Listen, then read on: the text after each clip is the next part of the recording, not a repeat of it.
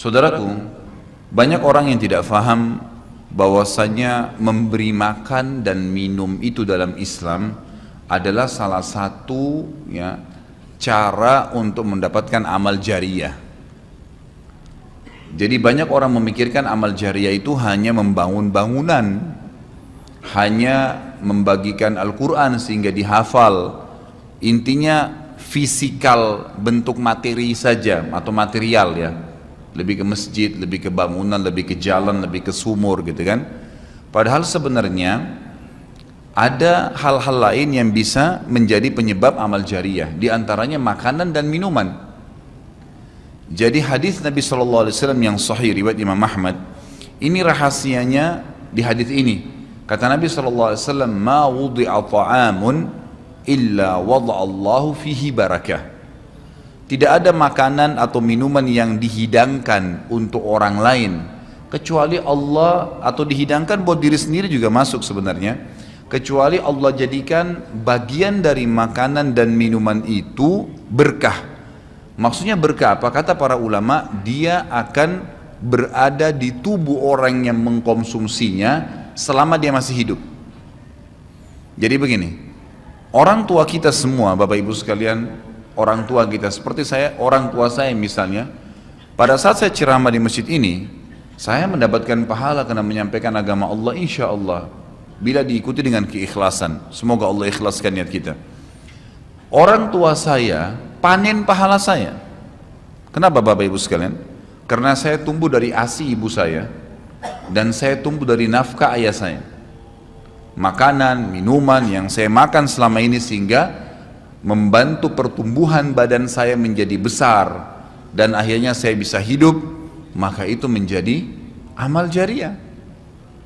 Makanya dalam hadis riwayat Imam Muslim, seorang sahabat bertanya, ya Rasulullah, ayyul islami khair, perbuatan apa dalam Islam yang khair? Khair ini yang baik sekali, pahalanya besar sekali, selain yang wajib, yang sunnah-sunnah aja nih.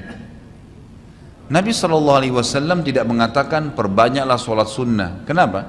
Sholat sunnah secara individual, puasa sunnah, zikir, ngaji, bukan. Karena orang ini mengatakan khair artinya yang banyak sekali pahalanya, banyak sekali manfaatnya dan ringan, sunnah. Berarti orang lain bisa merasakan. Apa jawaban Nabi SAW? Tut'imut ta'am wa tusallimu ala man ta'rif wa man lam ta'rif. Engkau memberikan makan dan minum kepada orang yang kau kenal atau kau tidak kenal, memberi makan umumnya, dan engkau menyebarkan salam kepada orang muslim yang kau kenal atau kau tidak kenal. Tapi saksi bahasan kita potongan awal hadis ini, di mana Nabi SAW menjadikan amal yang paling baik, besar pahalanya dalam Islam ternyata memberi makan dan minum orang lain. Kok bisa? Bukankah dalam secara akal kita, kalau kita makan dan minum kan habis gitu kan? Ternyata yang dibuang oleh tubuh itu yang tidak dibutuhkan saja. Yang jadi mohon maaf air seni kita, air kencing dan buang air besar, jadi tinja itu yang tidak dibutuhkan oleh tubuh, tapi yang dibutuhkan diambil, diserat, gitu kan? Dia akan menjadi bagian daripada otot-otot, urat-urat yang memang membutuhkan pembaharuan, atau bahkan menjadi bagian daripada darah di tubuh kita dan seterusnya.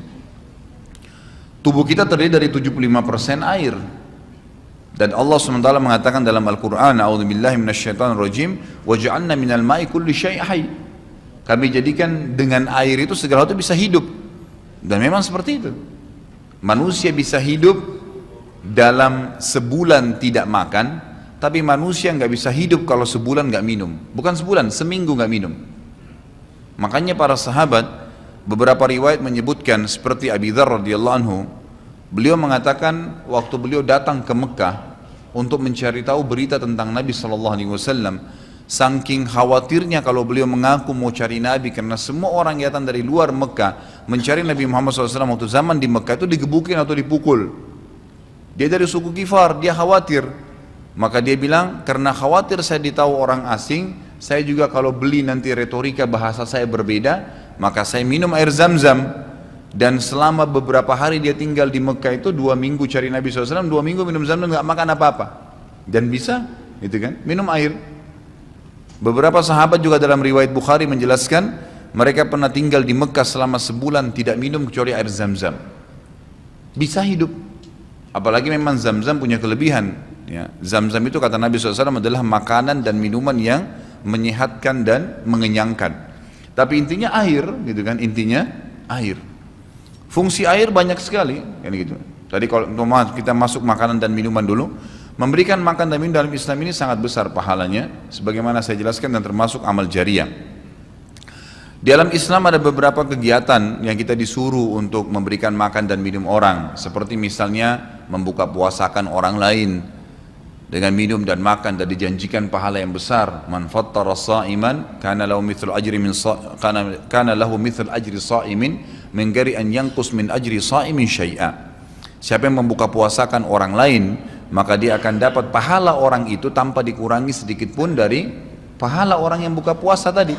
Dan Umar bin Khattab radhiyallahu anhu pernah memanen pahalanya 1 kota Madinah di zaman khilafah beliau dengan air.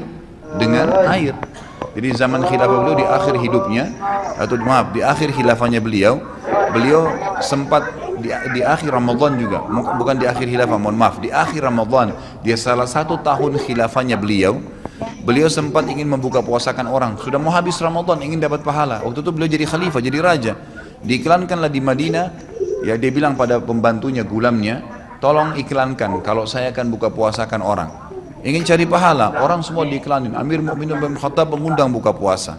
Orang-orang pada berbondong-bondong datang. Yang undang siapa? Raja. Yang orang bayangkan ini akan ada kambing bakar, yang akan ada ini, akan ada itu, macam-macam. Raja yang undang. Gitu kan. Ternyata Bapak Ibu sekalian, waktu sudah ngumpul semua jemaahnya, masyarakat depan rumah Umar menyuruh membagikan gelas-gelas yang zaman itu memang terbuat dari tanah liat. Kemudian dibagikan satu-satu dan disuruh antri di sumur, gitu kan? Karena memang mereka minumnya di sumur waktu itu, tidak ada sumber air yang lain, gitu kan? Mereka antri di sumur, lalu mereka ambil isi air masing-masing di sumur itu, antri kemudian sambil duduk. Setiap kali seseorang di antara mereka dituangkan air di gelasnya, mereka berkata, mungkin sebentar keluar kurmahnya, makanannya dan seterusnya. Begitu terdengar azan, kata Umar kepada pembantunya, sampaikan kepada seluruh muslimin, silakan berbuka puasa dengan air yang ada di tangan mereka. Maka dia pun mengatakan silakan buka puasa, dan selesai segelas air ini maka selesai buka puasanya Amir Mu'minin. Gitu. Orang akhirnya bubar, tapi pada saat itu orang faham Umar bin Khattab ingin mencari pahala orang, gitu kan? Ingin mencari pahala saja. Dan ini sudah saya tekankan, kalau menjelang Ramadan, Anda juga bisa ikuti pengajian saya di YouTube. Ada judulnya Dahsyatnya Ramadan. Salah satunya itu kalau tiba Ramadan, ikhwan, maka maksimalkan waktu membuka puasakan orang. Apa susahnya membeli sedus air, ya, air mineral, berapa harganya? 20.000, 30.000, 20.000 rupiah kalau nggak salah ya. Air mineral gelas, isinya berapa? 40 sekian. Baik, kalau kita bagiin di masjid, satu orang minum 1 gelas, kita dapat 48 pahala orang buka puasa. Itu luar biasa, hanya dengan 20.000 rupiah. Tapi anehnya banyak orang tidak mau amalkan, padahal itu termasuk selain amal jariah, dapat juga pahala buka puasakan orang lain. Nabi SAW dan juga merupakan ciri para nabi-nabi, mereka itu paling senang mengikram tamunya, dan beliau menjadikan sebagai sebuah prinsip dasar dari iman kepada Allah dan hari akhir, sebagaimana beliau bersabda dalam hadis Bukhari Muslim, man kana yu'minu billahi wal yawmil akhir falyukrim daifahu. Siapa yang beriman, mengaku beriman kepada Allah dan hari akhir, maka dia harus mengikram itu, melayanin, memberikan makan dan minum, ya, mengucapkan tutur kata yang baik bagi tamunya. Intinya memberikan makan dan minum dalam Islam ditekankan sekali. Karena itu juga termasuk, ya, amal ibadah, amal jariah dan amal ibadah yang akan mendapatkan pahala. Jadi ada 2 sisi pahala yang didapatkan selain amal jariahnya. Selama dia makan dan minum, kemudian itu masih ada di dalam tubuhnya, maka berarti itu akan terus menjadi amal jariah.